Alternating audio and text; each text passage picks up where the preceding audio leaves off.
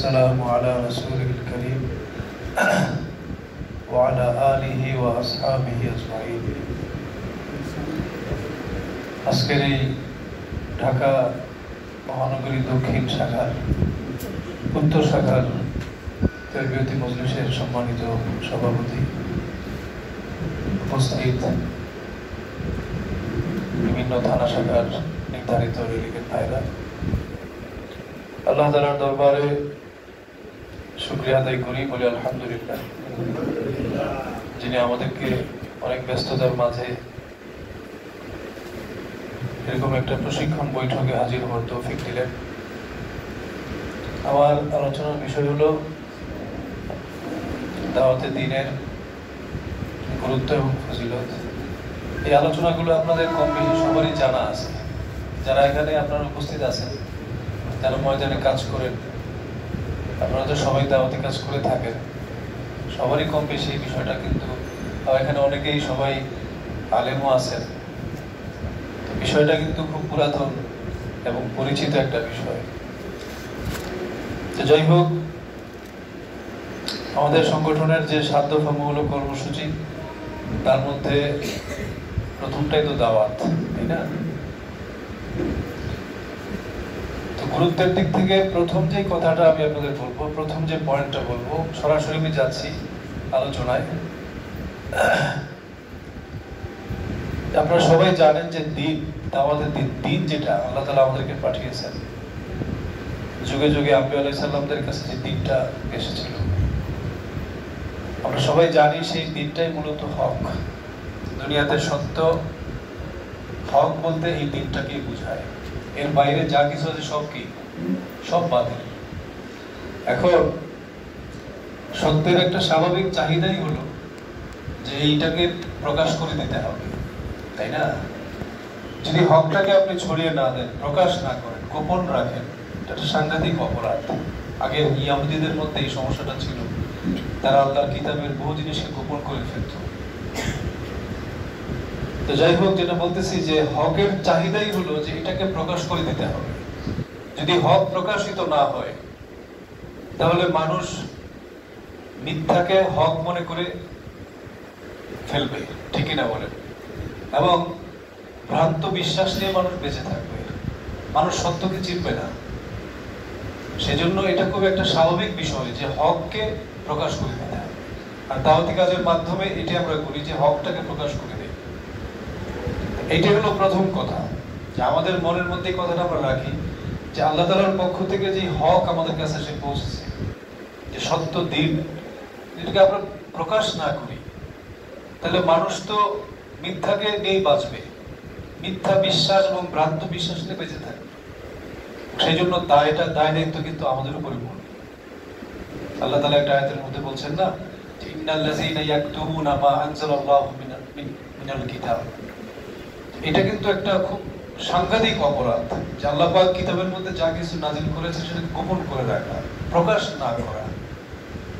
আর দাওয়াতি কাজ না করার অর্থই হলো এগুলোকে আমরা গোপন করছি। খেয়াল রাখতে হবে জিনিসটা। সেজন্য এই প্রথম কথাটা আমরা মনে রাখি, যে দাওয়াতি কাজের যে গুরুত্ব বলতেছে, যে প্রথম যে কথাটা, যে হকের যে স্বাভাবিক চাহিদা, হকের চাহিদাই হলো এটাকে প্রকাশ করতে হবে, এটা গোপন করা যাবে না। সেজন্য মানুষদেরকে ভ্রান্ত বিশ্বাস থেকে বাঁচানোর জন্য এই কাজটা আমাদের করতেই হবে। কি বলেন ভাই? এক নাম্বার যে কথাটা। আচ্ছা, আমরা তো এটা তো তরবিয়তি সভা, তাই না? এটা তো বক্তৃতার প্রোগ্রাম না। একজন ভাই বলেন তো এই পয়েন্টটা। আমি কিন্তু কোনো বক্তৃতা করবো না আজকে, আমরা একটা প্রশিক্ষণ নেব সবাই, কেমন? এক ভাই বলেন দেখি সংক্ষেপে। যদি না করেন তাহলে কি হবে? মানুষ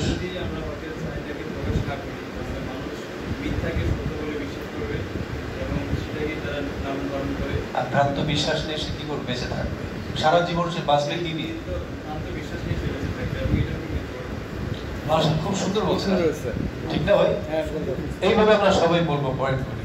এক নাম্বার পয়েন্ট, যে আমার আপনার ব্যর্থতার জন্য মানুষ ভ্রান্ত বিশ্বাস নিয়ে বাঁচবে, এর দায় কিন্তু আমাদের উপর পড়বে। এক নম্বর কথা। দুই নম্বর কথা হচ্ছে দাওয়াতি দিনের যে গুরুত্ব, সেটা হচ্ছে যে এই যে দাঈয়ান ইলাল্লাহ, আপনারা সবাই জানেন যে এই দাঈর যে পদবিটা কিন্তু স্বয়ং রাসূলুল্লাহ সাল্লাল্লাহু আলাইহি ওয়াসাল্লাম। এই দাঈ, আল্লাহর দিকে যে আহ্বানকারী, এই যে পোস্ট, এই পদবিটা কার বলেন?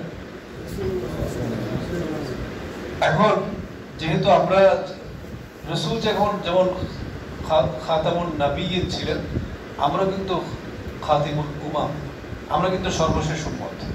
আমাদের উপরে রাসূলের দায়িত্বটা কিন্তু এখন ন্যস্ত হয়েছে। এই গুরুত্বটা আমরা বোঝার চেষ্টা করি যে যেই কাজটা রাসূলের ছিল সাল্লাল্লাহু আলাইহি ওয়াসাল্লাম, সেই কাজটা আমরা করছি। এর থেকে এর গুরুত্ব এবং মর্যাদাটা কিন্তু স্পষ্ট হয়ে ওঠে, ঠিক কিনা বলেন? এই পয়েন্টটা কোন ভাই বলবেন? দাঈয়ান ইলাল্লাহ কে বলেন? রাসূল পাক সাল্লাল্লাহু। যেহেতু রাসূলের মানে আম্বিয়া আলাইহিস সালামদের যুগ খতম হয়ে গেছে, এখন আমরা হচ্ছি খাতিমুল উমাম, সর্বশেষ উম্মত। আমাদের উপরে সেই দায়িত্বটা ন্যস্ত হয়েছে। কাজে আমরা যে দাওয়াতি কাজটা করছি, কার কাজটা করতেছি? এর থেকে বোঝা যায় যে কাজটা কত বড়, কত মর্যাদার কাজ, কত মহান কাজ, এটার কত ফজিলত হবে, এখান থেকে টের পাওয়া যায়। একবার আল্লাহ রাসূল সাল্লাল্লাহু আলাইহি ওয়াসাল্লাম সাহাবায়ে কেরামের উদ্দেশ্যে কথা বলতেছিলেন, ভাষণ দিচ্ছিলেন। এমন সময় এক লোক আসলো যে তার দ্বীন সম্পর্কে জানতো না, সত্যকে চিনত না। সাহাবায়ে কেরাম বললেন যে ইয়া রাসূলুল্লাহ সাল্লাল্লাহু আলাইহি ওয়াসাল্লাম, আপনি এই লোকটা তার দ্বীন সম্পর্কে জানেন, আপনি তাকে দাওয়াত পেশ করেন। সাথে সাথে আল্লাহ রাসূল তার ভাষণ বন্ধ করে দিলেন। খেয়াল করুন কথাটা, সাথে সাথে ভাষণ বন্ধ করলেন না, শুধু একটা চেয়ার আনা হলো, কাঠের একটা চেয়ার, সেখানে তিনি বসলেন, বসে আনুষ্ঠানিকভাবে তাকে দাওয়াতটা পেশ করলেন। কারণটা কি? পোস্ট, এই যে দাঈয়ান ইলাল্লাহর যে পদবিটা কার? আপনি মনে করেন অফিসে আপনি একটা স্পেসিফিক কাজ করেন, তো ধরেন আপনি অফিসে আরেকটা কাজ করতেছেন, অন্য একটা কাজ। লোকেরা যদি বলে যে স্যার আপনার ওই যে আসল যে কাজের সময়, তো আপনি কাজটা করবেন নাকি এই কাজটা করবেন? ভুল কাজটা করবেন না। রাসূল তার ভাষণটা বন্ধ করে দিলেন, সাথে সাথে বন্ধ করে দিয়ে আনুষ্ঠানিকভাবে তাকে দাওয়াতটা পেশ করলেন। ইনফরমালি না, ফরমালি। বিকজ এই পদবিটা কার? আর সেই কাজটা আপনি করছেন, আমি করছি। এর থেকে তো বোঝা যায় যে এটার গুরুত্ব কত বড়। এই পয়েন্টটা কোন ভাই বলবেন? বলেন আরেকজন ভাই হাত তুলুন। নাম্বার 2, আপনি বললে হবে না, ধন্যবাদ আপনাকে, জাযাকাল্লাহ। এদিক থেকে মোহাম্মদ ভাই বলেন। আলহামদুলিল্লাহ, দাওয়ায়ান ইলাল্লাহ হুজুর পাক সাল্লাল্লাহু আলাইহি ওয়াসাল্লামের এটা পদবি। তো তিনি এই দায়িত্ব নিয়েই এসেছিলেন এবং এটা তার একটা গুরুত্বপূর্ণ কাজ ছিল, মানুষকে দাওয়াত দেওয়া। তো তিনি ছিলেন খাতামুন নবিয়্যিন, আর আমরা হলাম খাতামুল উমাম, যে আমরা হচ্ছি সর্বশেষ উম্মাহ। তো যেহেতু সর্বশেষ নবী তিনি অতিক্রান্ত হয়েছেন, এখন সেই দায়িত্বটা এখন আমাদের উপরে। এই দাওয়াতের এই যে দায়িত্বটা, সেই দায়িত্বটা আমাদেরকে পালন করতে হবে এবং আমাদেরকে দাওয়াত দিতে হবে। এবং মোহাম্মদ ভাই যেটা গুরুত্বপূর্ণ একটা বিষয় বলছেন, রাসূলুল্লাহ একজন ছিলেন, তো এখন এক ব্যক্তি আসলেন, সেই ব্যক্তি না তো সেটা অলরেডি সাহাবী হয়ে গেছে। তো তাকে আনুষ্ঠানিক তিনি বক্তব্য বন্ধ করে তাকে আনুষ্ঠানিকভাবে দাওয়াত দিলেন। মানে যখন বলা হলো যে হুজুর একজন মানুষ আসছে তার দিন জানে না, তখন উনি কি করলেন? তখন তিনি বন্ধ করে দিলেন এবং আনুষ্ঠানিকভাবে চেয়ার নিয়ে আসলেন, বসলেন এবং আনুষ্ঠানিকভাবে তাকে দাওয়াত দিলেন। বুঝছেন তো কথাটা? বোঝা গেল এই কাজটা কার? সেই কাজটা আপনি করছেন। তাহলে এটার মর্যাদা এবং গুরুত্ব আর ব্যাখ্যা করার তো প্রয়োজন দরকার আছে? কি বলেন? কত বড় কাজের রাসূলের কাজটা আপনি করতেছেন।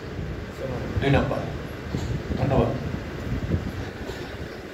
3 নাম্বার যে পয়েন্টটা আমি আপনাদের বলবো সেটা হলো যে আল্লাহ তাআলা একটা আয়াতের মধ্যে ইরশাদ করেছেন যে যেটা বললাম যে দায়িত্বটা আমাদের উপরে ন্যস্ত হয়েছে কিভাবে। ওয়ালতাকুম মিনকুম উম্মাতুন ইয়াদউনা ইলাল খায়র। এর থেকে বোঝা যাচ্ছে এই আয়াতের মধ্যে এটা বলা হয় না যে একদম লোক তোমাদের মধ্যে থাকলে ভালো হয় বা থাকা উচিত, এটা বলে না, থাকতে হবে। There must be a group of people যারা আরবি জানেন তারা তো এটা বুঝতেছেন।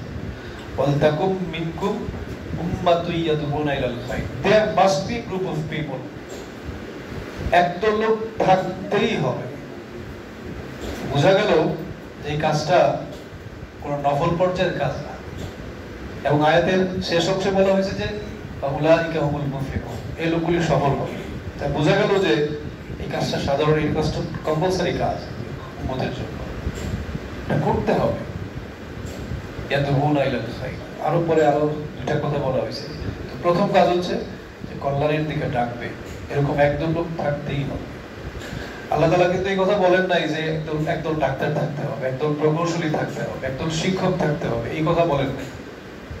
কারণ শিক্ষক, প্রকৌশলী, ডাক্তার এগুলো যদিও প্রয়োজন, কিন্তু এটা মানুষ এই প্রয়োজনটা বুঝে, এটা তারা নিজেরা ডাক্তার হবে, প্রকৌশল, কিন্তু মানুষ এই মহাসত্যটাকে ভুলে যায় যে সত্যের দিকে ডাকার জন্য যদি একদল লোক না থাকে পৃথিবীতে, তাহলে পৃথিবীর মানুষগুলো বর্বর হয়ে যাবে, অসভ্য হয়ে যাবে, পৃথিবীটা বাসযোগ্য থাকবে না। ঠিক কিনা বলেন? তা বোঝা গেল যে এই পৃথিবীটাকে বাসযোগ্য করার জন্য ইয়াদউনা ইলাল খায়র, আপনি দাওয়াতের সময় কথাটা মানুষকে বলবেন যে ইসলাম মানে খায়র, কল্যাণ। ইসলাম মানে কি? আল্লাহ তাআলা এখানে ইয়াদউনা ইলাল ইসলাম বলেন নাই। অত্যন্ত হিকমত একটা কথা এখানে, ভালো করে শুনবেন। ইয়াদউনা ইলাল ইসলাম বলেন নাই, ইয়াদউনা ইলাল খায়র, কল্যাণ, মঙ্গল। মঙ্গল মানে ইসলাম, ঠিক কি না? সেজন্য আল্লাহ কথাটা ঘুরায় বলছে যাতে মানুষ বুঝে যে ইসলাম তাদের মঙ্গল নিহিত আছে। যদি এই দাওয়াতটা না থাকে তাহলে পৃথিবীর মানুষগুলো বর্বর হয়ে যাবে, অসভ্য হয়ে যাবে, পৃথিবী বাসযোগ্য থাকবে না। হযরত ঈসা আলাইহিস সালামের পরে দীর্ঘদিন ওহী বন্ধ ছিল, তখন পৃথিবীর অবস্থা কি হয়েছিল সবাই জানি আমরা, ঠিক কি না? আপনি কথাটা মানুষকে বলেন যে ঈসা আলাইহিস সালামের পরে একটা দীর্ঘ সময় যখন ওহী বন্ধ ছিল, গোটা পৃথিবীর মানুষের অবস্থা কি হয়ে গেল? মানুষ বর্বর হয়ে গেল। সুতরাং ইয়াদউনা ইলাল খায়রের জন্য একদল লোক থাকতে হবে, থাকতেই হবে। ওয়ালতাকুম, there must be a group of people among you, থাকতে হবে। তাহলে এখানে এই পয়েন্টটা একজন ভাই কে বলবেন? বলেন ভাই, ঠিক হুবহু বলবেন, আপনি যেমনি কইছেন হুবহু বলবেন, বাড়ায় বলবেন না কমায় বলবেন? বলেন।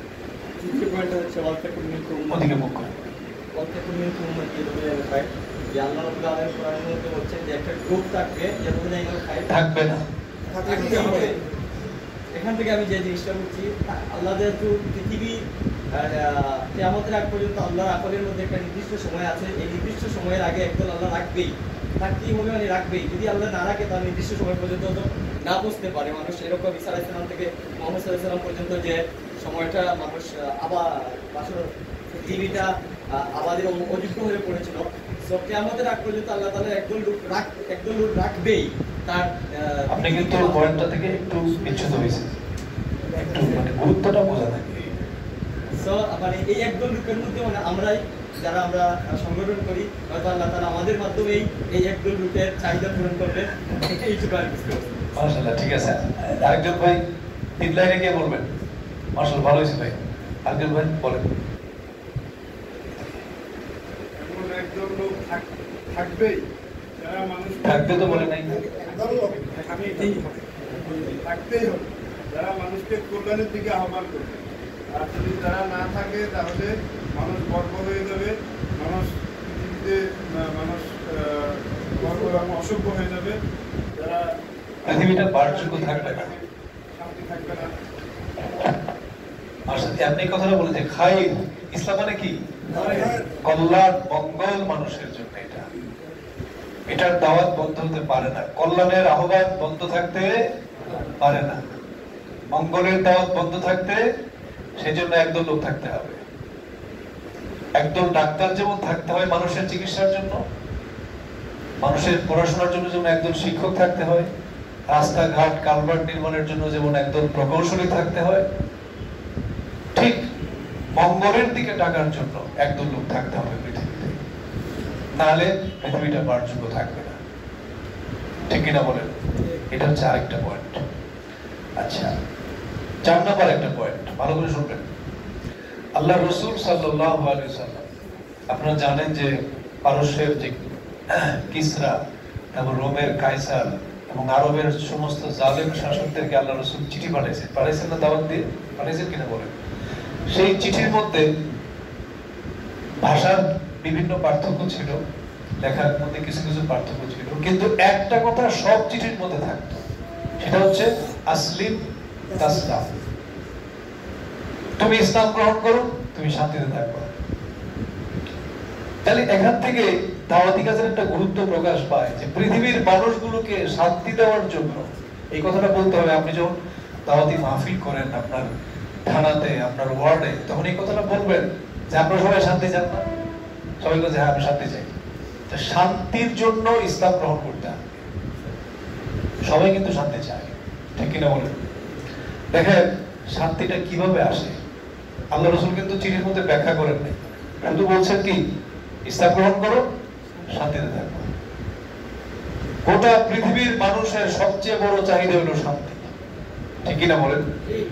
এই শান্তিটা ইসলাম গ্রহণ ছাড়া একটা মানুষ কোনোদিন পেতে পারে না।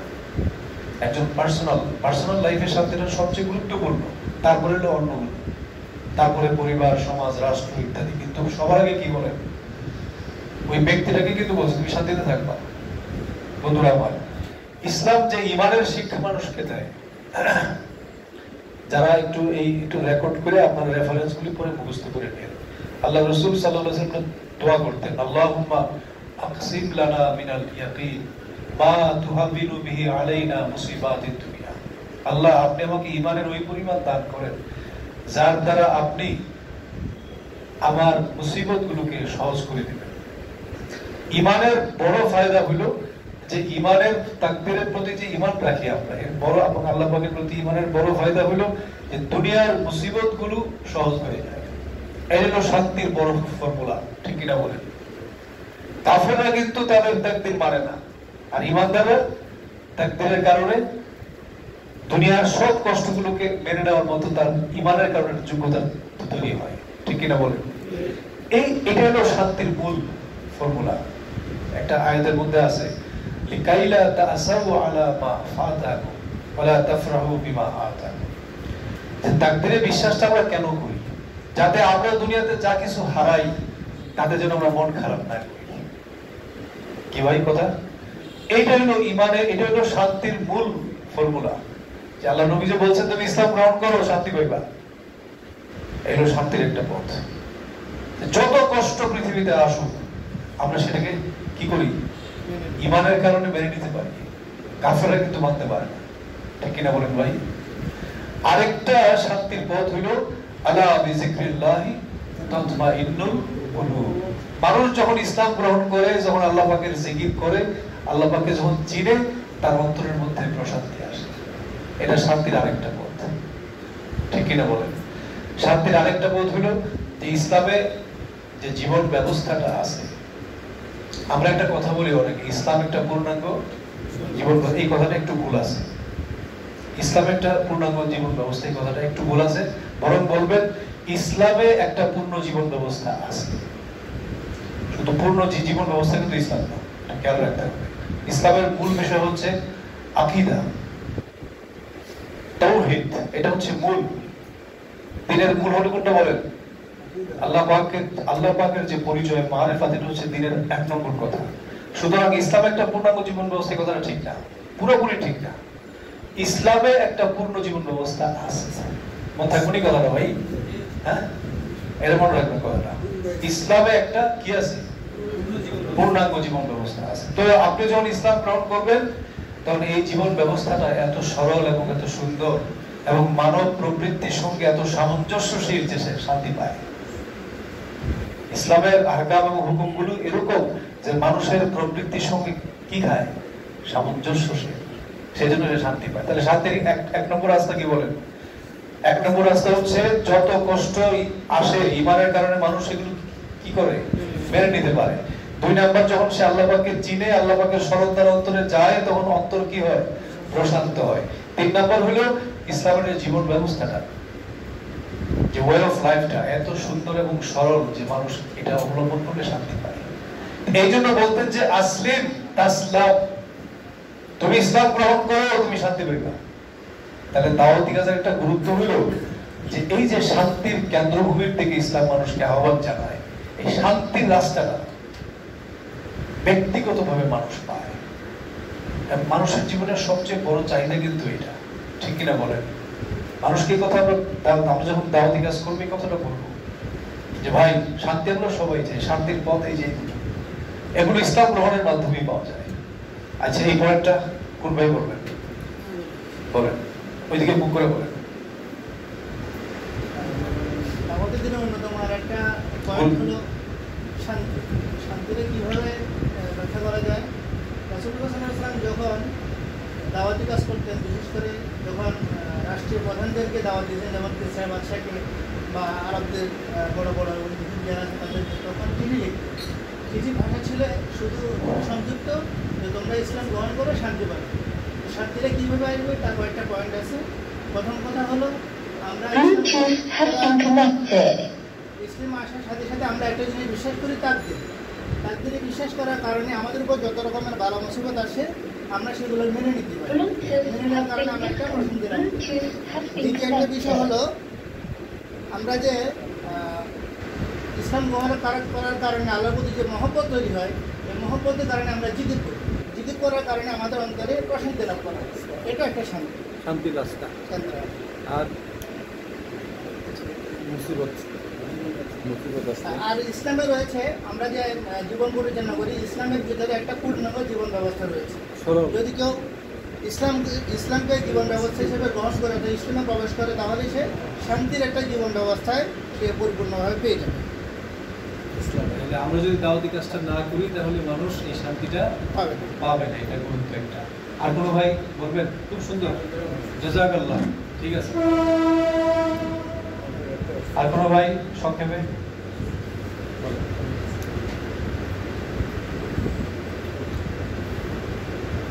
আমাদের দাওয়াতের গুরুত্বের মধ্যে 3 নম্বর পয়েন্ট, যেটা হলো রাসূলুল্লাহ সাল্লাল্লাহু আলাইহি ওয়াসাল্লাম কায়সার, কিসরা এবং আরবের রাজা বাদশাদের কাছে যে দাওয়াতের চিঠি দিতেন, সেখানে শব্দের কিছু পার্থক্য আছে, কিন্তু একটা শব্দ সবসময় থাকতো, আসলিম তাসলাম, তুমি ইসলাম গ্রহণ করো, শান্তি পেয়ে যাবে। এভাবে তিনি শান্তির দাওয়াত দিয়েছেন। এখন শান্তি পাওয়ার পদ্ধতি উল্লেখ করেছেন। এর আগে বলছেন যে আসলে সারা দুনিয়ার মানুষ কিন্তু শান্তি পাওয়ার জন্য চেষ্টা করে। মানুষের যত প্রচেষ্টা আছে সব প্রচেষ্টার লক্ষ্য হলো শান্তি, যে মুসলিম হোক আর অমুসলিম হোক। এই শান্তি পাওয়ার কিছু পদ্ধতি এখানে উল্লেখ করা আছে। 1 নম্বর হলো যে শান্তি পাওয়ার 1 নম্বর পদ্ধতি হলো ঈমান আর তাকদীর। যেন রাসূল সাল্লাল্লাহু আলাইহি ওয়াসাল্লাম দোয়া করতেন যে আল্লাহ আপনি আমাকে এতটুকু ঈমানের পরিমাণ দিন যাতে করে আমার মুসিবতগুলো সহজ হয়। এটা হলো 1 নম্বর যে তাকদীর। এর জন্য কাফের মুশরিকরা একটা কাজ করে তারা ঠিক থাকতে পারে না, কিন্তু আমাদের যত মুসিবত আসে আমার তাকদীরের কারণে, ঈমানের কারণে আমরা সহজে মেনে নিতে পারি।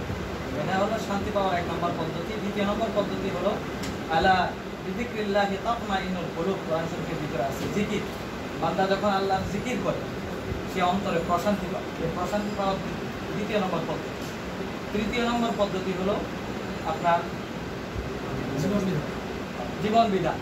যে আমাদের ইসলাম এটা একটা সংশোধন করছেন। আমরা বলতেছি যে আমরা আগে বলতাম যে ইসলাম একটি পূর্ণাঙ্গ জীবন ব্যবস্থা, কিন্তু এটা সংশোধন করে এই কথাই বলা হয়েছে যে ইসলামের মধ্যেই পূর্ণাঙ্গ জীবন ব্যবস্থা আছে। তাহলে মানুষ যদি সে শান্তিতে থাকতে চায় তাহলে ইসলামে আসতে হবে। এখন মূল কথা হলো এখন সবাই শান্তি চায়, এখন দাওয়াত দিতে হবে। দাওয়াত না দিলে তো মানুষ শান্তি পাবে না। তাহলে আমাদের দাওয়াতের উপর নির্ভর করছে প্রত্যেকটা মানুষের শান্তি।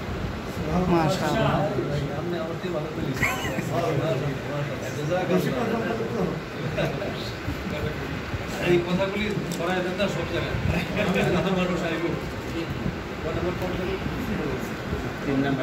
4 নম্বর গেছে। 5 নম্বর কি বলে এটা? ডিভাইসের সাথে কানেক্ট করতেছে, ডিভাইস থেকে প্রবলেম আছে কিনা এটা? আচ্ছা ভাই 5 নম্বর পয়েন্টটা খেয়াল রাখবেন। পিছন থেকে এবার একজন ভাই বলবেন ইনশাআল্লাহ। আমরা সবাই জানি যে মানব দিনের মধ্যে যত কাজ করি যে গুরুত্বপূর্ণ প্রধান যে কাজটা হচ্ছে নিজেদের সংশোধন, তাই না? আমরা যদি নিজেরা সংশোধন না হই, নিজেরা যদি গুনার মধ্যে লিপ্ত থাকি, তাহলে কিন্তু আমি যত বড় কাজই করি, আমার দ্বারা যত পরিবর্তনই আসুক, আমি কিন্তু নাজাত পাবো না। ঠিক কিনা বলেন? বা আমার নাজাতটা বিলম্বিত হবে। নিজের সংশোধন হচ্ছে সবচেয়ে বড়। তো এখন দাওয়াতি কাজের একটা গুরুত্ব এখানে আসে যে, একটু ভালো করে শুনেন, কোনো মানুষ যখন দাওয়াতি কাজকে নিজের জীবনের মিশন বানায় তখন স্বাভাবিকভাবেই সে এই জিনিসটাই সিদ্ধান্ত আগে নেয় যে নিজের সংশোধন হওয়া দরকার। এটা স্বাভাবিক নাকি? একটা মানুষ যে নিজে সংশোধিত না, সে কখনো দাওয়াতি কাজকে নিজের মিশন বানায় না। দাওয়াতি কাজের মিশন যে নিজের জীবনে বানায়, সে সংশোধনের বিষয়টা প্রথম থেকেই তাগিদ বোধ করে। ভাই কথাটা ঠিক কিনা বলেন? কারণ এই তাগিদ যদি তার মধ্যে না থাকে, সে দাওয়াতি কাজে নামতেই পারে না। মানুষকে আল্লাহর দিকে ডাকার যে কাজটা যে করবে, তার মনের মধ্যে এই তাগিদটা স্বাভাবিকভাবেই থাকে যে আমি নিজে কিন্তু সংশোধন হওয়া প্রয়োজন। কেমন ভাই? এখানে একটা গুরুত্ব আমরা পাচ্ছি যে নিজের ব্যক্তির সংশোধনের জন্য দাওয়াতি কাজ দরকার। এই একটা জিনিস। আরেকটা বিষয় হলো, যিনি দাওয়াতি কাজটা করেন তিনি জানেন যে একটা মনে হয় এটা কোনো সমস্যা হয়েছে কিনা। আচ্ছা ঠিক আছে ভাই। আরেকটা পয়েন্ট হচ্ছে যে যিনি দাওয়াতি কাজ করেন তিনি জানেন যে তার দিকে মানুষের চোখগুলো, মানুষের যে আনুবক্ষণিক চোখগুলো তার পড়তে থাকে সবসময়। এটা তিনি জানেন। কিন্তু যিনি দায়ী হন, যিনি মানুষকে আল্লাহর দিকে ডাকেন, তিনি এটা ভালো করে বুঝেন যে তার যে ত্রুটি বিচ্যুতিগুলোর দিকে মানুষের চোখ কিন্তু সমস্যা হয়ে গেছে।